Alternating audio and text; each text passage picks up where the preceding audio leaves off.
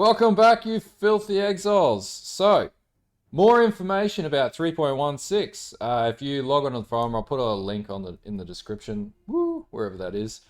All right, so early next year, we will release our 3.17 expansion, which will include a full rework of the Path of Exile's Atlas of Worlds. So, this is pretty normal for, was it their November release, December release? So, I think last year we had the Watchstones. The year before we had the Conquerors. Year before that we had the Elder influence throughout the map and whatever else. So pretty consistent year on year. They always have this huge big patch at the end of the year, which is sort of, as they put here, basically an expansion. Funnily enough though, like it'd be nice to see some more PoE 2 announcements coming out, which I hope is the case, because they said back at ExileCon that PoE 2 would be out by now. But anyway, I'm digressing. So, what are the changes that they're putting through? So, essentially, in all the feedback that was provided to the community, one of the problems with the last patch in 3.15 was just the worst fucking patch they've put out. Was the endgame grindiness of PoE. So, not only did they absolutely murder survivability in 3.15, but the endgame for a number of leagues now, since the Watchstone system was implemented, has been absolutely cumbersome. So to combat that, it appears that they are removing 4 areas of the Atlas, which I'm actually completely on side with. I think this is really good. They've listened to the community. And this, we'll talk through this quickly as to how this impacts the standard players. This won't impact League on League. You'll simply just have less areas to progress, which is going to be nice. We're all going to, those of us who burn through the Atlas really quickly, this is going to be great because I think they're bringing out greater Legion encounters and breachstones that go beyond pure breachstones. So there is a bit of power creep that's going on, along with all the balance changes in the manifesto, the 1 through to 3 parts of manifesto. There's a lot of survivability implementations, a lot of implementations to give power back to the player as best as they possibly can, I feel at this stage, without compromising the changes they've already put in.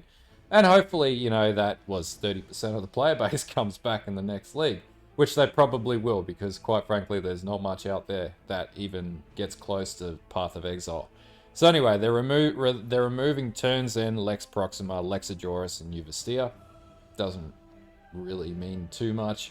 Basically, I would assume that they're going to roll in the benefits of the Maven encounters and the points on the Atlas into those other nodes, so there's probably going to be a hell of a lot more information. This is probably going to be quite a big patch.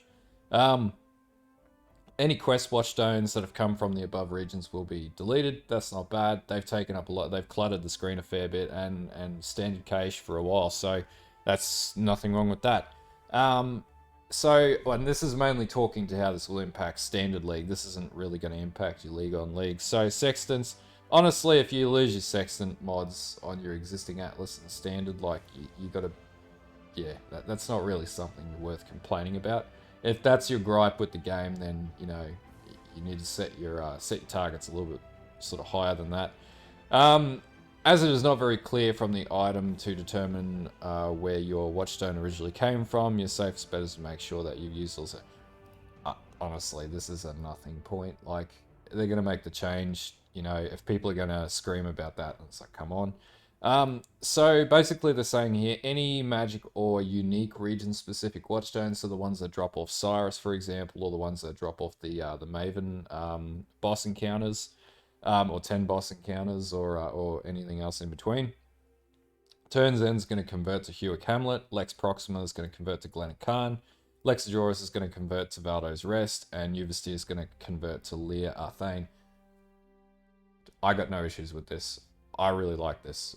So yeah, for example, a Titanium Watchstone, which drops from Maven content, it will become a Titanium Hewick Hamlet. So if you're in standard, you're not going to lose anything. Honestly, the vast majority of player base doesn't play standard. It's just a repository for gear and build testing. So if this is your sort of zone, then more power to you, but for me, this doesn't really impact me, and I dare say most of the people that watch my channel.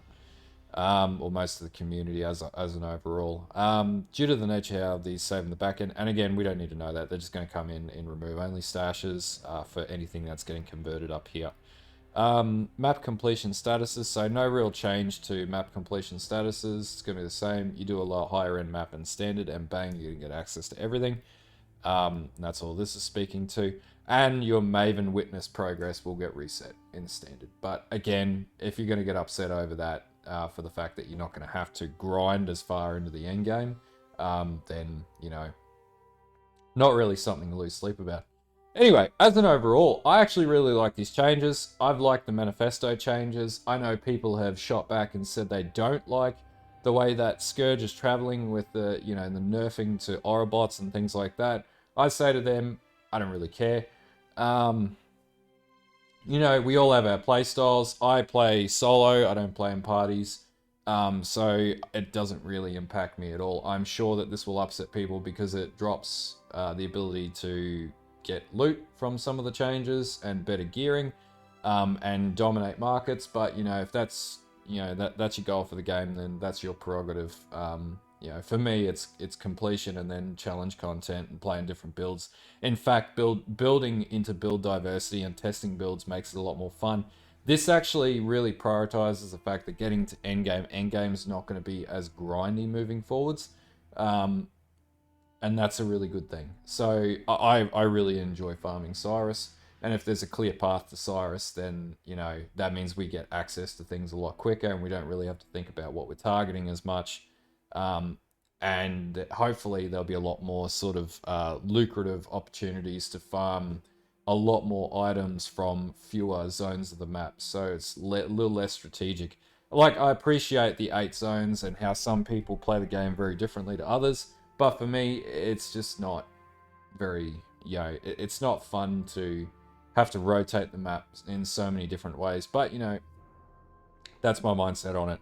I welcome these changes. Feel free to discuss in the comments below. I always like to see the feedback from everybody else. Everybody has a different opinion of everything that's coming out, which is fine. And we all should. Everyone has a different sort of mindset of how they play their own version of PoE in their own eyes. And you know, I think it's good to communicate that to the community as an overall. And, you know, it could be insightful. Someone might have a very differing opinion of me for a completely different reason.